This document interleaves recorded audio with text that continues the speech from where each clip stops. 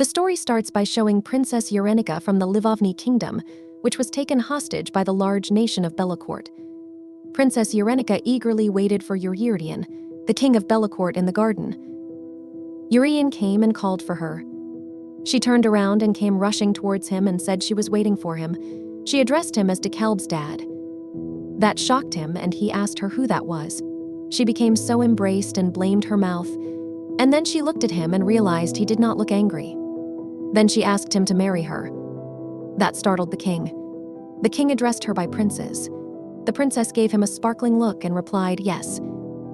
The king sighed and replied he did not abduct her to marry her. She replied she knew. King continued, then why did she ask? She replied that she was totally in love with him from the moment she first saw her. She was blushing while saying that. The king replied he did not love her, and more importantly, she knew he was engaged. Princess replied he said she was not his fiancée. The king replied that it was true, but that lady was a future candidate to become his fiancée. She knew that and replied there was no way of knowing what the future might bring. However, did he really love the Lady Elodia? He replied he could not really say if he did. The princess asked why he did not give her a chance. He glanced at her and replied, was there any reason that he should? She replied because she liked her. The king replied he was not sure if she was telling the truth. She was thinking she said she liked him. She even said she loved him. What other reasons did he need? She said if he married her, he would gain a lot more than what he would get by marrying Lady Eldora. The king asked for an example. She replied she held the title of the western region of Livovny, the breadbasket of their country. She was sure he must have known that region's reputation as land blessed by goddess. The king replied that Bellecourt also had plenty of fertile lands. She replied as a much beloved princess, her father would also give him a handsome dowry that he would not be able to refuse. The king asked curiously if the princess of Livovny was concerned about the state coffers of Bellecourt. She replied if he would marry, her father would immediately open up Gluckman Road. He replied that he had a feeling that her father would soon open the road even if he did not marry her. She became depressed because her country was a smaller one. Only if he had known why she was doing that, perhaps he would have accepted her proposal on the spot. She was trying to her there. If he married Lady Elodia, a horrible villain would be born. That woman would raise his son to follow the evil path of dark magic, and as the father of the villain, he would be murdered by his son when he would turn 40.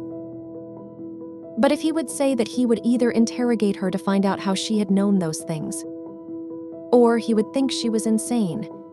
She did not really want to have to do that, but still she asked if he not thought she was pretty.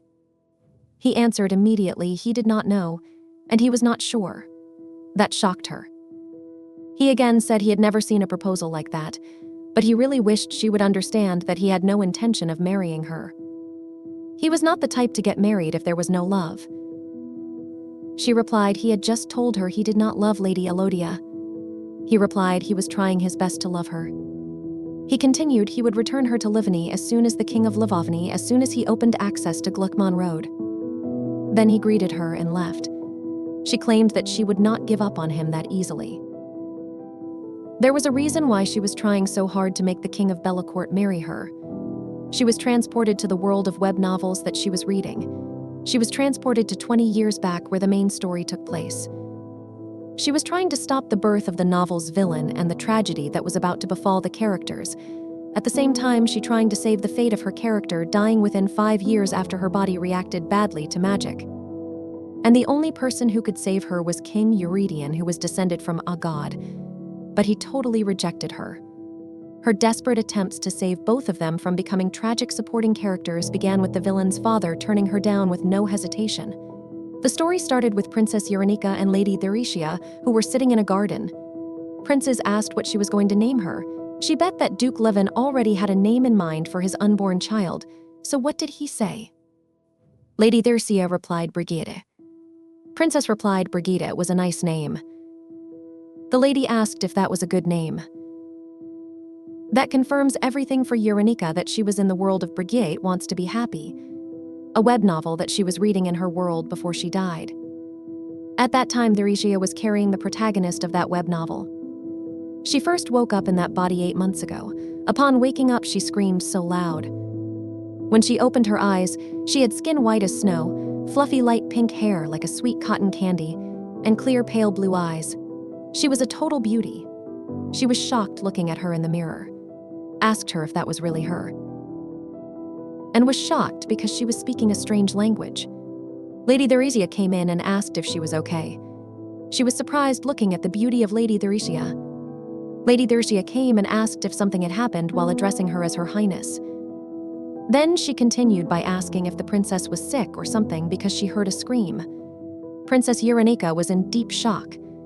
Lady Theresia told Princess Yerenika not to look at her like a stranger. That was the moment when she met her so-called sister. Yerenika shockingly asked, "Are those maid costumes that Lady Theresia was wearing?" Theresia asked her what had happened and why she was acting weird. She replied nothing had happened. She was thinking what was even happening there. She then asked who she was and where was she. That question startled everyone. Everyone was panicking and decided to call for the king and the royal physician. Theresia addressed Yerenika as Yeni and asked her what she was even saying. The other maids started panicking that Princess had lost her memories. Upon arriving king and queen, the queen asked the princess if also forgot her. For some reason, some people also showed up saying they were her parents. However, according to the princess, she did not really have anyone that she could call family. She was wondering what that place was. Where did she end up? She thought she died in that accident.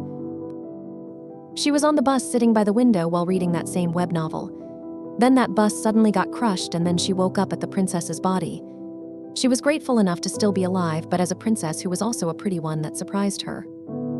But something felt off to her. It felt like some kind of déjà vu. That place should be unfamiliar to her, but for her, it felt like she had heard all those before. When she was thinking about all those things, a guard appeared in her room and introduced himself as Fernando Cardona and said he was her personal guard. She shockingly asked him again what his name was. He replied Fernando Cardona. She thought she'd definitely heard that name before she got some blurry images of the web novel in her head. But she said it could not be. Her imagination must be running wild. But she definitely had seen that name before.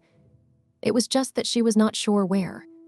She asked him if he had a son or a brother because there was a person that she knew had the same name, Cardona. He was the male protagonist of the web novel she was reading before she died. His name was Alexio Lazaro Cardona. The guard replied that he was a single child and he was not married also. She felt similarities between the words and names. She finally realized that those were from that web novel Brigitte Wants to Be Happy.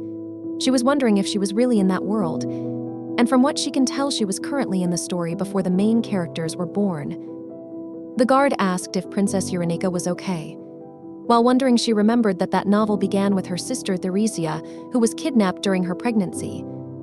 Unluckily, she was transported to that world right before the future's misfortunes were set into motion. Princess was in her denial phase. She thought it did not make any sense but how she had ended up in the body of a different person. But also, at the same time, she felt like all the pieces were coming together. On the continent of Riger, there was a large neighboring country that could easily crush their small nation. That continent was Bellecourt, the powerhouse of the East. In that story, it was the great king of Bellecourt who kidnapped her older sister. He invaded Livovny, abducted, and held her against her will. It was despicable. But if someone read the novel, they would really feel bad for the king because he met an unfortunate end when he killed tragically. That's why she cried her eyes out when his character died. She blamed the writer for how someone could take him away like that. But in the end, she was still scared. But she was not sure why she was scared. Was she scared because he was the ruler of a powerful nation, or because that fictional character was suddenly real? Either way, Theresia's kidnapping was the opening act of the original story. It was also the beginning of the disastrous events that befall the generation of the main character's parents. The web novel was about a passionate yet strange love story between a princess and her guard. Brigitte Wants to Be Happy. The web novel had three main characters: Brigitte, the female protagonist, and also the daughter of Princess Theresia of Livovny, Alexio, the male protagonist who was the guard of Brigitte, and the tyrannical King de Kalb de Bellecourt, who was the villain of the story. The main plot of the story revolves around the two protagonists healing the trauma of their sad childhood. In other words, the generation of their previous generation was doomed. They all would die young. From the kidnapping in the opening, they had already lost all chance of living anything close to an uneventful life. Brigitte's father, Duke Levin, died in battle trying to get his pregnant wife back. Dalseul received that news while in a country far from home and collapsed from the shock. That resulted in Brigitte's premature birth weeks ahead of the anticipated date. Talks between Bellecourt and Livovny broke down, so Brigitte and her mother were sent back to Livovny when Brigitte was 10 years old. That made Dalseul heartbroken and angered at Brigitte for leaving him. Yerenika found it hard to remember Dalseul's full name because it was too long, so she always used to forget that. He began to use black magic and became a villain who could manipulate the souls of the dead in hell. When Dalseul turned 11, he killed his father, the king of Bellecourt, by using him as a sacrifice in a magic ritual, because he wanted to become king, so he could take over Livovny and regain Brigitte. She felt so bad for Dalseul's dad she again felt chills because he was still scary. After returning to her home country, 2 years later Theresia died from a plague. That was already 3 people dead in that story. That was truly dreadful. There was Theresia, her husband Duke Levin, Dalseul's father, the king of Bellecourt, and also Fernando, the father of Alexio and her guard who lost an eye and leg in the war. At that point, the character's parents' generation was laid to waste by tragedy after tragedy. In comparison to that, the web novel was a refreshing coming-of-age tale about 2 characters healing from that past, a totally sweet romance story. If she was still reading that web novel, she could have dismissed that all as some sad backstory, but it was shocking enough because it was reality now. She was living witness to what was about to come. She was talking about her sister's pregnancy. She was in the denial stage. She was still thinking she was dreaming. The real she had to be lying in a hospital bed in a coma because of the accident, or she was thinking she could have been abducted by aliens. At first, she did not accept that as reality, but she could not escape the truth anymore that she was living a second life. Dalseul was far along in her pregnancy, which meant Bellecourt would come barging in any time then. Dalseul asked why Yerenika was staring at her like that. That startled her and replied nothing. Dalseul replied that Yerenika was making him self-conscious. She said it was just hard to accept that little Brigitte would be born soon. Princess Yerenika decided she could not just sit there and do nothing, that else could do something about that besides her. She knew everything about that story. She would do whatever she could to stop that tragedy from happening. She decided her plan would be to stop Bellecourt from invading Livovny. She started breaking down the cause and effect, and started wondering why Bellecourt invaded Livovny. She realized she already hit a block because she did not know the answer. And also, the parent stories were not explained in detail in the web novel. The only thing she remembered was that Livovny refused to fulfill the conditions of an agreement first, and that angered the king of Bellecourt. She got frustrated because she did not know what that agreement was. Fernando, the guard, asked Yerenika if she was okay because she did not look too well. She replied she was worried about his right leg and left eye. The guard did not understand anything and asked for forgiveness. She said it was nothing. She continued with her thinking. She said it did not mean he would understand anyway. She asked Fernando if Livovny and Bellecourt had signed any kind of treaty or agreement. He replied that if the princess was asking about the Gluckman Treaty. Yerenika asked Fernando if he said something about Gluckman Treaty. Fernando replied in exchange for Livovny opening access to the Gluckman Road, Bellecourt will provide them with magical organ from Ezekian. She thought she was sure she had read about that name while reading the web novel when the characters of the original novel discussed what was going on between the countries. She realized that the king of Livovny had broken the agreement first. The king who broke the agreement was her dad. It was a bold move for a small country like theirs. She made up her mind to do something that would uphold the treaty. And then she started leaving. Fernando asked Yerenika where she was going. She replied that she was sorry and replied she had no other choice but to become the hidden hero who saved that kingdom. She went rushing through the door and called for her father. The king greeted her with "Yerenika, sweetie," and asked what made her run to him. She asked about the Gluckman Treaty, but in a bold manner, and later regretted that decision in her mind because her father's weakness was her cuteness, so it was time for the charms. She asked the king about the Gluckman Treaty. The king replied she did not need to worry her cute little head over complicated matters of the state. It would just give her headaches. She replied, what was that supposed to mean? Could that be that the king was thinking about doing something funny? The king replied what she meant by anything funny. Yerenika was worried. 3 hours later, Yerenika could not believe that the king closed off the Gluckman road for 2 years. A quick explanation: Bellecourt did not produce magical ore, but they needed that for the capital city and to protect the borders. Therefore, trade with Ur-Rik Ezekian was necessary. That's why Bellecourt, which was located in the east, did everything to secure rights to use Gluckman Road, which was the quickest way to Ezekian and also goes by the Livavni kingdom. Recently, Ezekian discovered a large amount of magical ore, and trade between the two countries exploded, which made her father greedy. He thought if he could play his cards right, he could easily make a lot of money. And he gave a proposal to change the conditions of the treaty. The cost for allowing access to Gluckman Road would not be only the set amount of magical ore, but 10% of the entire amount traded. She claimed her father was a real bully. For the past 50 years, Livavni received 100 magic ores per payment. He was now basically demanding 1,000 with no prior agreement. She asked her father if he was not afraid of Bellecourt retaliating. On top of that, he closed access for 2 whole years. The kings replied no matter how powerful Bellecourt was, they would never attack them because they all were part of the Riger peace treaty. She thought that the reason was her father. That's why the peacekeeper of that continent, Bellecourt, lost his patience. She asked again if he was sure that he would not reopen the Gluckman Road. He replied, why should he? She thought that she had failed even before got the chance to get started. Princess Yerenika and Theresia were walking in the garden. Upon watching Yerenika's tensed face, Theresia asked her if everything was okay. She was sighing so much. She could tell about it to her if something was bothering her. Yerenika replied it was nothing. She did not want to cause any concerns to her when she was pregnant. Theresia continued that if anything happened, she could turn to her big sister. She would do anything to help her sweet Yeni. She thought Theresia was an angel. She replied that she should count on her. She would make sure nothing happened to her that startled Theresia. Yerenika decided to resort to plan B, which was to stop the king of Bellecourt from abducting Theresia.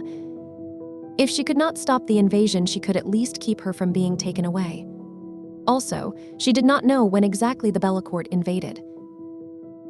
In Duke Levin's castle, Duke Levin's younger brother Sergei Levin was Yerenika's childhood friend. Yerenika was sitting in his room holding a pillow. Sergei asked Yerenika what she was doing in her room and why she was not at her palace. She replied he had no idea about all those things that were going around her head. He replied he did not doubt that she had so much going on there. The only way for Yerenika to prepare for the future was to stay by Theresia's side and protect her, so she had no choice. She threw the pillow at Sergei out of frustration because of what he had said while asking him to shut up. A few days ago, she was trying to remember the time when Bellecourt had invaded. She was sure she had read that. And also, it was not like she could keep Theresia at the palace. She was a married woman. Levin said Yerenika never really acted like a lady, and also she has been out of control the last few months. People around Yerenika had not noticed anything because luckily Yerenika and she had similar personalities. Sergei said no one would believe that she was a princess. She replied if he did not shut up, she would make him. She sighed and lay down on the bed thinking about why she could become some random nameless background character. If she had known things like this would happen to her, she would have paid more attention to the background story. Sergei asked if there was something serious. Yerenika asked him to promise her that when the time came he must come to save her. He replied why he would need to come and save her, there was already Sir Cardona. She replied there would be a time when he would have to, because that was exactly what happened in the first scene of the novel. Sergei was asking Yerenika to leave because Theresia was captured by enemies, but she insisted on letting her go because of Theresia. All she had to do this time was to make sure Theresia hid somewhere. And also, of course, she had to hide someplace safe too. But in any case, if something went wrong, she would count on Sergei. She again said he had to come for her. In response, he said there she went again and started saying weird things. She smiled.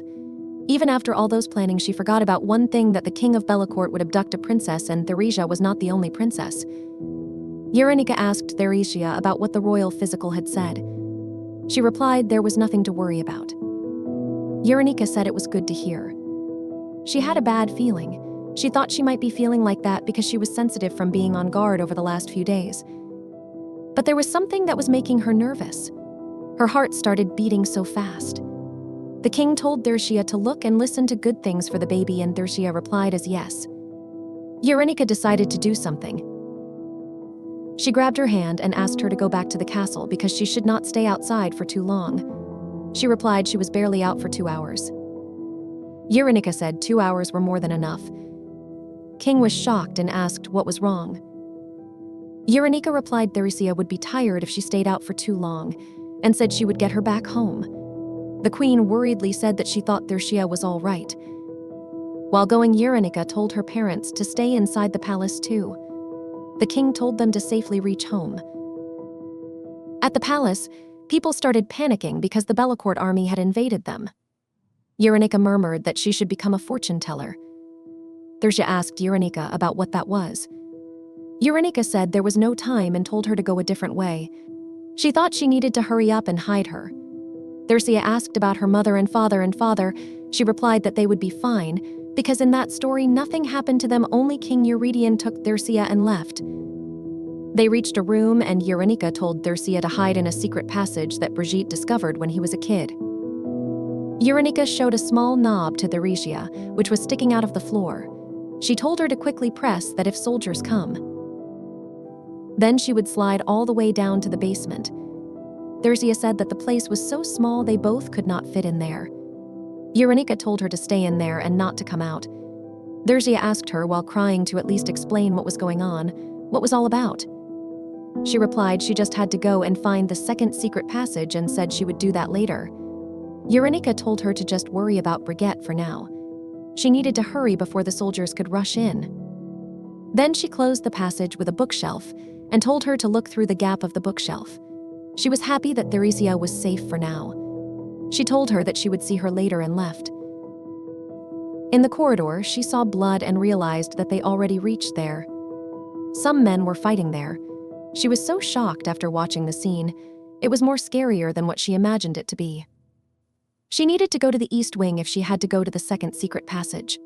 She imagined if she really needed to go there or if she should wait there for Sergei. Then she said what Sergei could do. He did not even know where she was. She started crying and realized that after breaking from the original plot, the story would not be the same. Now she could not trust things to work out like they did in the web novel. Then she thought it was not that far. She should just make a run for that. She made sure no one was looking and then picked up the lower part of the skirt and decided to walk slowly without anyone noticing her. Suddenly, someone came walking. He saw a lady running slowly and carefully by hiding behind the pillars. She stopped to see if someone was watching. She saw a man standing out there. She immediately hid behind a pillar. And thinking for how long he was there, she began to tremble with fear. That man came near the pillar. She hoped that man would just walk by, and told Sergei to show up in her mind. If he showed up to save her at that moment, she would give her 100 kisses. The man tapped at the pillar. She looked at that man and saw the man had shiny silver hair and red bedroom eyes. The man said pink hair and light blue eyes. Then continued with that she had found Princess Yerenika of Livovny. That man was the king of Bellecourt. She cursed Sergei for not showing up.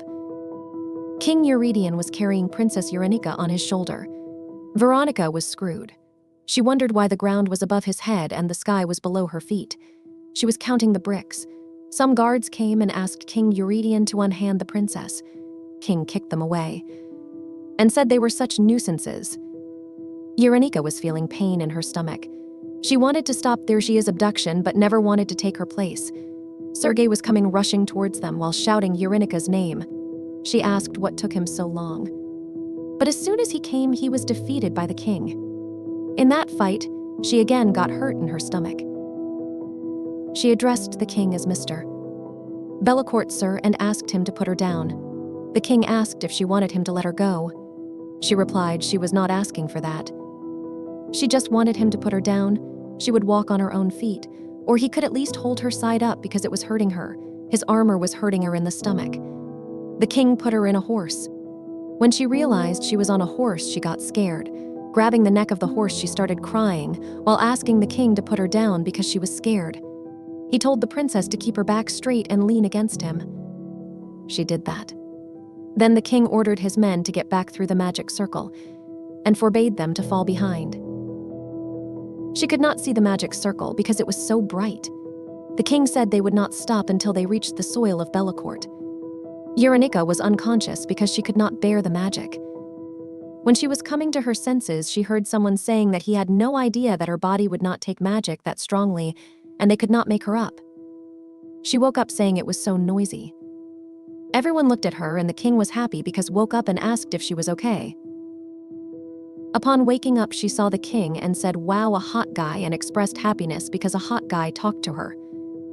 The king asked the physician if something was wrong with her, and the physician asked permission to examine her.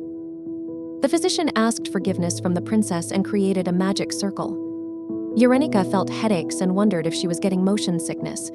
Her head began to hurt even harder. It felt like her head was about to explode. It hurt so bad that it felt like a torture. She began trembling and begged for help, and she unknowingly grasped the foot of the king. The king held her hand and patted at her hand. The pain disappeared, and she realized she was holding a foot.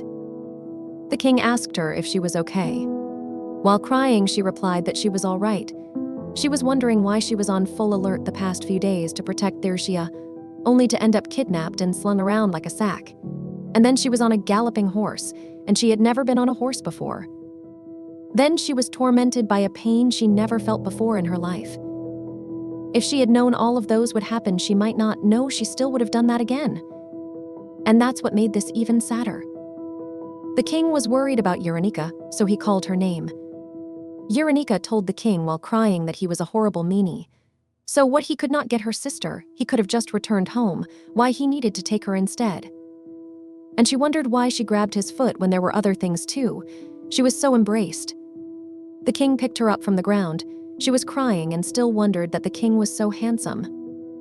The king asked why she was so sad. The king picked her up and put her in Bellecourt's flag. She was so shocked when she realized it was Bellecourt's flag where she was sitting. The king continued that he did not know that she was sensitive to the magic, apologized and asked if that hurt her a lot. The king was wiping her tears using his handkerchief. She said yes. He said that sudden abduction seemed like it was quite a shock. While cleaning her face, the handkerchief got sticky with the nose water of the princess. It was so humiliating for her, and said she would do it and snatched that handkerchief. Then asked about the pain she felt before, and she also explained that she was not feeling that anymore. The king asked if she had been sensitive around magic or magical auras before. She claimed that she had no idea about magic sensitivity. She explained she had never had something like that happen before. So when she said before, she meant just the past 8 months that she knew of. The king asked Rolf, the physician, about what happened. He asked for a moment. Yerenika immediately recognized the guy because after he touched her, she felt that unbearable pain.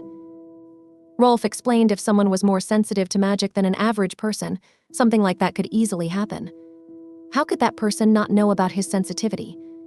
Maybe if a person grew up in an environment with no exposure to magic, only then it could happen. The king asked then how she was fine again. Yerenika looked at the physician angrily. Rolf anxiously said he was not quite sure about that, but he could find out if he had examined the princess a bit more, but that seemed difficult to touch her. The king said that meant it was impossible to use a magic circle again. They have crossed the border, so from that point they would go by horse. The soldiers said yes, sir. The king again continued, saying Yerenika seemed unfamiliar with horse riding. Yerenika replied she could ride a horse. The king said she looked too scared to be saying that. She replied he would not be able to ride one by herself, but if someone helped her, she could.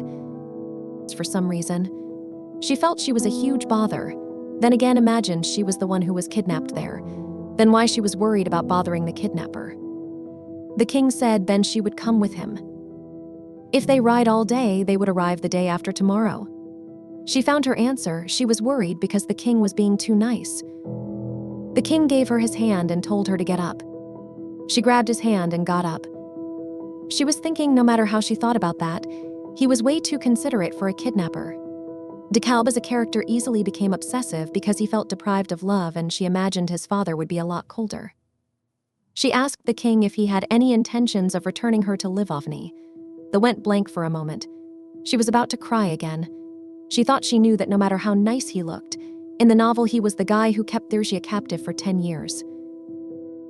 The king replied once he settled with Livovny, he would return her to Livovny. Until then, he would guarantee her safety and comfort. He swore that on the name of Bellecourt. She was feeling nervous because that man would die when Wood turned 40 and wondered if that was what it felt like to be the only person in the world who knew how his life would end. The king asked for her cooperation until things were settled. She felt a similar sense of responsibility that she did for Thirsia. He continued saying that he would not be able to do much if that came across as a threat. She was thinking she never knew his name because he did not appear in the novel. Yerenika asked the king what his name was. The king replied, Euredian, Euredian Louis Solidor de Bellecourt. She replied as he already knew she was Yerenika Sofia Livovny, and it was nice to meet him. The king replied that it was his pleasure. They were riding a horse. The king asked Yerenika to relax her body if she had to keep her upper body too stiff, her back would hurt. He replied, it did not hurt at all. She wondered if he had taken off his armor because she whined about how much it hurt. It was a bit more comfortable. She was blushing because as he removed his armor, their bodies were too close together. She could feel his tight muscles through his clothes, and with the movements, she was feeling everything too well. She was single her whole life because she was shy. Mentally, she was 28 years old, 8 months old. She was also thinking if he ever sweats or not. He smelt so clean and cool, and it was making her feel better. She was taking breaths so often. It was almost like she was energized. She had no idea she was such a thirsty woman.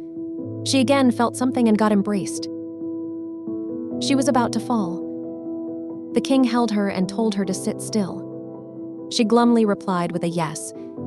And again, she felt something was pressing and got embraced again. A few hours later, she was again crawling on the ground because of pain. The king came and asked what was going on. She was agonizing in pain.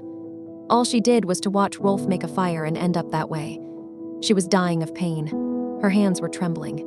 The king squeezed her hands. She thought it was not the time to be embarrassed about him touching her.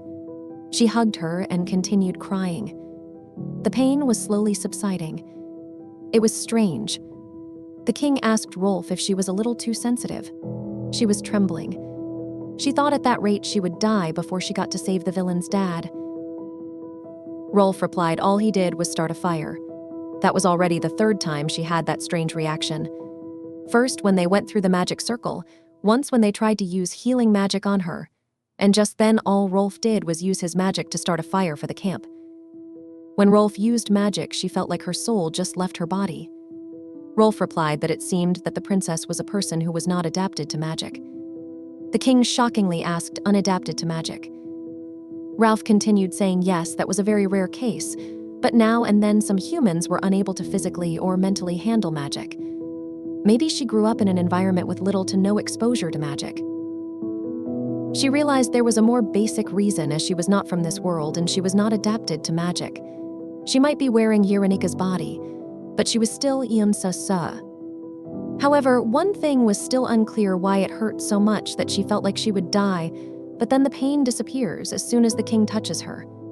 The king forbade Rolf to use any kind of magic for now. It seemed she could not handle even the smallest of magic spells, so he told him to be careful. Then he asked the princess if she was sure nothing like that had happened before in Livony. For the last 8 months, that was the first time she had seen even a mage since she came into that world. Compared to Bellecourt, Livovny was a weak country. In Livovny, magical auras were used to protect the borders. They mostly hired foreigners as magic users as there were no royal mages, and also, they did not have a tower of magic. But in Bellecourt, they imported tons of magical auras, they systematically developed mages, and also black magic was widely used in secret. They also had one tower of magic. Her body rejected magic and she was being taken to a country like that. She was doomed. She was sure she would just drop dead. She asked the king to knock her out. The king shockingly asked what she was even talking about. She told him to whap her real quick in the back of her head and knock her out, then they would be able to quickly make it to the palace while she was out. The king asked if she wanted him to hit her. She replied at least that pain would be momentary and it would be nice to open her eyes and be in a bed. The king rejected her request. He would not allow the mistreatment of another kingdom's royalty. She asked why he had to be such a considerate kidnapper. Then she showed some of his soldiers. Someone had their arms sliced open, and someone got hurt in the leg. And they could not even light a fire, and that meant they could not eat, and also they could not use healing magic on them either. And she could not detain them any longer. And if he would feel bad about raising his hand to her, then they should just go through a magic circle like before. She might pass out from that like before. The king replied, what if he did that and something bad had happened to her? She glanced at him and told him that if something were to happen, he could just hug her like he did just now. And smiled. She was not saying that because she had feelings for him. Absolutely not. The kind said that would not be hard to do, but once again he rejected her request. And then claimed that they could always build a fire manually, and she was an unarmed woman who could not even hold a sword, and she was terrible at hiding herself. But those men were seasoned troops of Bellecourt. She could not compare herself with them. She replied that was true. He took off his cloak and wrapped it around her and said he asked for her cooperation, not her sacrifice. Did he not guarantee her safety and comfort? Unless she wanted to make the master of Bellecourt a liar, she should quit that conversation. But just in case, he told her to stay close to his side. The border of Bellecourt were protected by magical auras. She felt touched by his behavior. She said she could not allow it. She could not allow a man like him die at a young age because his son used him as a test subject for black magic. She said to Caleb's father, she was going to save him. The king asked why she always keeps saying so-and-so's father. She replied he could count on her. The king did not understand anything and went blank. Princess Yerenika and King Euredian were sitting beside a fireplace. Yerenika thought the air in Bellecourt was heavier than Livovny. It was so imbued with magic that she felt she could hardly breathe. Yet just being next to the king made it easier to breathe. That man definitely had some kind of miracle cure coursing through his body. She asked if there was no treatment then. Rolf replied nothing had been discovered yet. Rolf was sitting a little far away for her safety. She replied it was a horrible situation. Rolf continued that the established theory was that those who are maladjusted to magic usually did not survive past the 5th year of their life. He was not exactly sure how Princess Yerenika had survived that long. Yerenika asked if he just said the 5th year. Rolf replied yes, that was usually the case. It did not matter if they had lived somewhere with as little magical influence as possible. Magic was not something that only followed on Earth. Magic was one of the 2 powerful forces that made up that world. It was not an overstatement to see it was in the very ground they walked and the air they did breathe. It was only obvious that it would be difficult for someone maladjusted to magic to survive there. The average person would be dead already. Rolf told all those things in a very calm face. She forbade Rolf to give her a death sentence with such a calm look on his face. Rolf replied he was just simply stating that she was an exception. She made it totally fine into adulthood. She was thinking it was because the real Yerenika was fine until then. Since she had been there for only 9 months, so that meant the time she had left until her 5th year was 4 years and 3 months. She was terminally ill. She was panicking so much. King Euredian told her to calm down, grabbed her by her wrist, and seated her beside him. Then asked Rolf to continue. Rolf continued by saying perhaps the blood of the gods that flows through her helped neutralize the effects of magic. If he carefully conjectured that was divinity and magic, she was thinking about divinity, about how that was the world where God existed. So divinity also existed. The divinity of Bellecourt's royal family was extensively discussed in de Kalb's side story. Remembering the original novel, Bellecourt was the seat of the Holly Empire because the royal family descended from Loris, the god of prosperity. Euredian was literally the descendant of a god. He was basically like the Jesus of that world.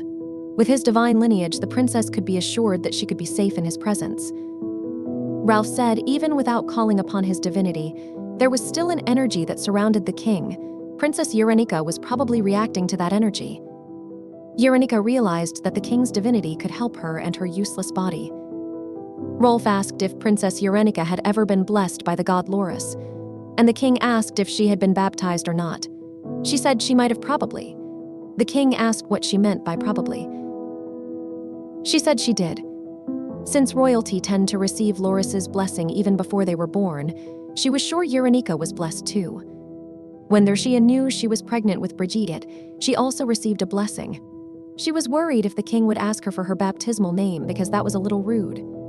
In that world, people did not share their baptismal name unless they were his parents or his spouse. It was considered to be insulting to the holy name given to you by God. That was the reason why in the original novel, Alexio told Brigitte his baptismal name when he confessed his feelings for her. That was her favorite scene. Well, that was not the time to think about what happened in the original novel. The king said if she was baptized, then it was a possibility since Livovny was one of the kingdoms where Loris was the patron god. Rolf said indeed that might be the case why the princess could survive till that moment, all because of God's blessing upon her. She felt magnanimous and said Rolf did not do anything wrong. She thought if anyone was at fault there, it was her being an interloper in that world.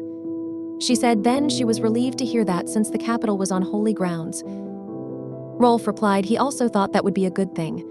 So to summarize, she was a person from another world, so she had no immunity to magic, making her maladjusted to magic. But luckily Yerenika's body was blessed by Loris. So as long as she stayed near someone with strong divine energy, she should be all right. His original plan B was to stop the king of Bellecourt from kidnapping Thersia. Her plan was almost successful, but she stupidly ended up kidnapped. On the top of that, she was absolutely useless since she unexpectedly found out she was sensitive to magic. She sighed. Her survival was most important, so that was not the time to be worrying about someone else. But she still could not believe that the supporting character who died a tragic death in the original novel was the person who would save her now. She mumbled something, and the king looked at her. She was wondering she should work on Plan C. The Plan C was to ship the side characters together. It would be a win-win situation. That left only one conclusion. Life definitely requires a Plan C. She thought she would use Euredian as a magic blocking shield. Until she found a way to exist normally in that body, she needed to stay right next to Euredian. And also, to prevent Euredian from being murdered by his own son. That son must not learn black magic.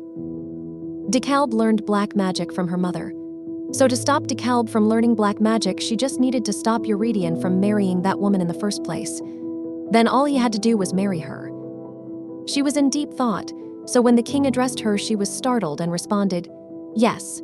It seemed a little disrespectful to think about that when he was right there in front of him. But that was perfect. To rest for a while, they stopped. Princess Yerenika kept on smiling while looking at the king. She thought marrying a handsome man. She did not care if she was suffering from delusions or grandeur. It was nice just thinking about that. The king asked Yerenika about what she was thinking. She replied she thought the king was pretty hot for a dad, but in reality she was thinking of marrying him. That startled the king.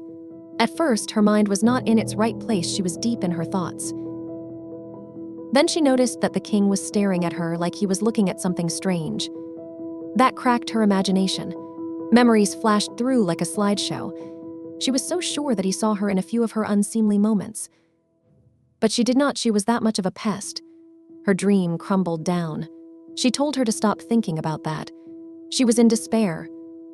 The king asked why she was quiet. That was so humiliating for her. Now the king would never marry her. That might be a matter of life and death for her, but there was no reason for the king of Bellecourt to marry a princess of some tiny kingdom. The king asked her to come there. She was depressed after thinking about all those things. He grabbed her by the wrist and put her on the horse. She was slowly getting used to that kind of thing. He told his men that they would make it to the capital by that day, so they should keep up their spirits. Soldiers responded with "Yes, sir." Anyway, if she couldn't marry the king, she would still stop the king from marrying a dark magician. She knew the original story. DeKalb was a monster born of the strongest divine power and the evilest mage. His mother told him that if he wanted, he could have everything in the world, even the distant world of the gods beyond the Udetta, as long as he wanted. She asked her what he thought. Did he not want to hold all the power of the world in his hands to do as he wished? One could also argue that her mother was the reason he became corrupt. She led her son down the path of black magic. She might have been out of her mind to do something like that. Then wondered how she was supposed to stop that marriage. She does not even know when Euredian got married.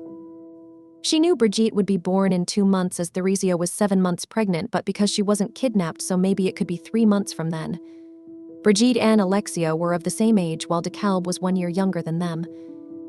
Then she suddenly realized DeKalb was only 1 year younger than Brigitte. Then, even if she was being generous, she only had a year. She asked the king if he was married, or maybe if he was expecting a child.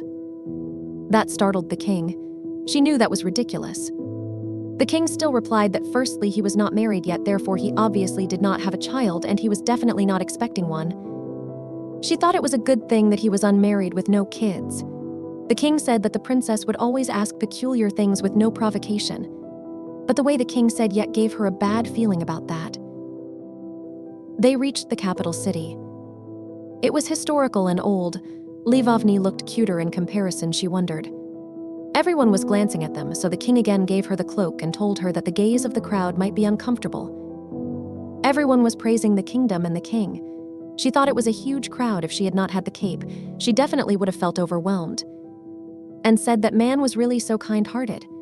He was really a perfect husband material. If she could, she would have kidnapped him and made him her husband. But sadly, she could not even do that. As a girl, she could only imagine. Upon arriving the castle, a lady came rushing toward the king, hugged him, and told him that she was so relieved that he made it back safe and sound, and the king had no idea how worried she was. It was Lady Eloda. Lady Eloda expressed that she missed the king. Yerenika was shocked looking at her. Eloda said every day her pillow got wet because of her tears. She missed him so much. Yerenika thought she was gorgeous. Her voice was also beautiful. The way she spoke, it was absolutely bewitching. Even after being a straight woman, she could not help being drawn to her. She wondered how Euredian was avoiding a beauty like Eloda. The king replied it was only 3 days. She answered that for her it was like 3 whole years. The king replied he was not on a dangerous mission to begin with, so she did not need to come to greet him. Euredian said those things with a straight face that pissed off Yerenika. How he could look so uninterested in the beautiful woman standing beside her. He said he was thinking of falling in love but looked like Eloda barely registered on his radar. He at least could say something reassuring to her. She thought he was cruel for making a pretty lady like her to cry. She felt like she should say something to Eloda. Yerenika was rubbing her shoulders because felt she suddenly got cold, or was she just imagining that? Eloda said the king was being a little heartless. She continued saying she might live in that palace one day, so why she should not be there. On top of that, the man who might become her husband had returned. If she did not come, who would come to greet him? The king thanked her. Yerenika realized from what she said that the beautiful woman was Dalseul's mother, the one who would be the queen of Bellacourt and Euredian's wife. She was the evil black magician and necromancer who could control corpses and summon souls from hell. She was the true nemesis of the protagonist's parents' generation in that original novel. She was Solea Elodia. She remembered that the king said he was not married yet. He meant that he was betrothed. She realized it was hopeless. There would be no way that she could compete with that pretty lady. Eloda asked the king if he was hurt. The king replied that there was no way he would be hurt. Yerenika thought she would probably have a better chance flirting with the villain's mom and convincing her not to teach Dalseul dark magic. She changed her plan C. Now it was ship the side characters. It would be a win-win. Before it was flirting with Euredian and marrying him. She wondered how the secret villain could be so beautiful. The king told Eloda to stop crying as he did not have any handkerchiefs with him. Because Yerenika had all of his handkerchiefs covered in tears and snot. The king told her to go back home. He could not keep his men standing any longer, and he also had an important guest. Eloda nodded. Yerenika was surprised. She already knew Euredian could be a rigid guy, but he was not falling for her charms at all. Considering that he did not treat Eloda any different than how he treated Yerenika, and also they were engaged. She realized her plan did not have a chance. And she sighed. If a beautiful woman like her could not move him, how she was supposed to flirt with him? Yerenika realized Eloda was glaring at her. She stumbled and felt her head spinning. She felt dizzy. She was about to fall, but someone caught him. That was strange. She felt different from anything she had felt before. Her body felt heavy, and she felt like she was sinking into the ground, deep into the ground, deeper and deeper, down into the underworld. She was wondering if Lady Eloda tried to do something with her. Lady Eloda asked the king to promise her that they would see each other again soon, so that she could look forward to something while waiting. The king said okay. Yerenika felt like the blood was being drained from her body. She was being dragged down. The guards were panicking after watching the condition of Lady Yerenika. They called for the king. Yerenika was unable to breathe. She felt like she would die. She regained her breath when Euredian held her. She coughed. The king asked if she was okay, and she replied H. She thought once again that man saved her. Lady Eloda came back and said she did not know who she was, but it looked like she was being haunted by the damned. And then asked the king why he brought someone plagued by such unholy things. Yerenika had a feeling that Eloda definitely tried to kill her just with black magic. An invisible hand of the damned that can drag a living person into the underworld, that was how Dalseul's magic was described in the novel. She was thinking, what the heck did she do to Lady Eloda that she did that to her? The king told Lady Eloda that she was speaking impudently to the royalty of another foreign nation, and as a vassal of Bellecourt, she should not embarrass him. She replied she was simply worried for him, then turned to Yerenika and said she did not know that she was a royalty from Livovny, and she was sorry if she insulted her. She continued by saying Yerenika looked very unwell, and if she would like to show her to her quarters as an apology. Would that be all right? Yerenika was thinking she would have fallen for that pretty face if it was not for the attempted murder. She was not an idiot. No way would she follow her anywhere, that bitch. Then she again felt pain in her stomach and expressed that she was dying. She was calling for His Majesty while trembling in pain. The king replied she did not give him a moment of rest and picked her in his arms. It was all her plan. She was not really sick at that time. She was not much of an actor, but she was the queen of faking illness back in the day. The king told his men they did good work, and they should go and rest for now. They agreed and started marching away. The king also told Lady Eloda to go home as well and started leaving. Yerenika gave Eloda a look and thought she tried to kill her. She was a villain, a big meanie, and she was not going to let a man like Euredian marry a woman like her. Dalseul's dad could marry any other woman in that world besides her. She would not let her marry him. Eloda was also glancing at her. Yerenika stuck her tongue out at Eloda while thinking she could keep glaring at her. She could not do anything anymore. The king told Yerenika that she was bad at hiding things. She said she did not think like that, but the king said he did. She knew it was easy to read what she was thinking. In her previous life, she always got scolded. Her manager always told her that she could not have a sour look like that while dealing with customers. She was constantly in trouble with her boss because her face always seemed to say, but there was a reason for that look. She could not believe she was hearing the same critique from my real job in that fantasy world. It was so embracing for her. The king said that the first time was for real, but the second time she probably faked it. She was shocked because he knew about him. The king was staring at him, so she was just rolling her eyes to avoid eye contact. She said yes. The king asked why she did that. She replied she scared her. The king asked who? Soleya Elodia. She thought if he knew that she was not really sick, then why he was not putting her down. She thought they seemed somewhat close, so she did not know if she should say or not. At last, she nodded yes. The king said she ranked second at the Tower of Magic. He could see why she would be afraid of her. The guy Rolf Cernata was the top-ranked mage. He was the master of the Tower of Magic. She asked if he already knew she could use magic. The king replied that it would not be strange if he did not know. Bellecourt's Tower of Magic is under the purview of the king. She thought as a black magician she would keep that hidden. Black magic was absolutely illegal on the continent of Riger, so it was practiced in secret. There was a type of dark magic that snatched away souls that needed to return to God and turn corpses into puppets. If someone was caught practicing that, he would be executed immediately, no questions asked. That was the reason black magic was secretly passed on, from teacher to student, and from that student to their student, and so on. Yet the fact that she openly held the spot of the second in command at the Tower of Magic. She thought she messed with the wrong person. She replied that Eloda must be very powerful, that she gave her a strange feeling. She thought that if the king did not know that she practiced dark magic, that had to be the reason why he married her in that original story. The king said he would speak with Soleya so that she did not use magic in her presence. She said she felt cold, damp, and invisible hands. The king said it would be better if they avoided one another because magic was like a second skin to Eloda. She did a lot of work to help develop Bellacourt's Tower of Magic. She wielded a great deal of magical power. Maybe that was the reason she felt the way she did earlier. She was screwed. She could not make the king understand. She thought she could not even try her luck there. In fact, she seemed to be a much respected mage. She wanted to tell him that the woman he trusted so much was a black magician who should be executed immediately. I knew that because she read that in a book. But she could not tell him that. Besides, if she did not pay attention to what she would say, she felt like that scary lady would totally slaughter her. She was doing all that to live, so there was no point doing something so foolish. She regretted her actions of sticking her tongue out at her.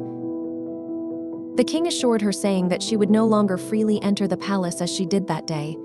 She thought DeKalb's dad was so cool. She thanked the king. She almost felt for that handsome face. She suddenly looked at something and was surprised. There were onion-shaped white domes, big windows, and ivory curtains. Also, there was a little palace that looked like the royal palace in Lavany. She struggled to get down from his hands, and then she requested the king to let her down. She remembered what she read in the novel. It went like this. Darisha held her pregnant stomach as she looked up at the white onion-shaped castle in a daze. It was an exterior that reminded her of her home, and tears poured down her face. Did the king of Bellacourt arrange that for her? She remembered that was the place where Euredian and Brigitte lived in the original novel. Barely a palace. She kept staring at the building. It looked exactly like how it was described in the novel. The maids greeted her and told her that it was an honor to meet her. She rushed towards the mansion. While rushing, she saw a maid who took care of Darisha in the novel. In that novel, when Darisha woke up, the maid asked her how she was feeling that day. The maid had light brown hair. Her hands were deftly pulling the curtains back and tying them in place with a cord. Darisha stared up at her, still in a daze. Darisha replied she was fine. That particular maid looked after Darisha with the most care out of all the maids in Berelia Palace. Yerenika went to her and called her Marianne. That startled her at first, but later she replied by saying yes to the highness. In the original novel, she was the maid with whom Darisha and Brigitte were closest during their time in Bellacourt. Yerenika thought it was her first time meeting Marianne, yet she felt like she already knew her. She went inside the palace and thought once someone entered the main entrance and climbed the staircase, a room came into the line of sight that was the room where Darisha and Brigitte lived. Upon opening the door of the room, she felt a surge of light coming from the room. This was the place where the life of the protagonist Brigitte began. Thank you for watching our video. If you like our romance manhwa recaps, please consider subscribing to the channel. You can also watch a similar romance manhwa story by clicking on this video right here.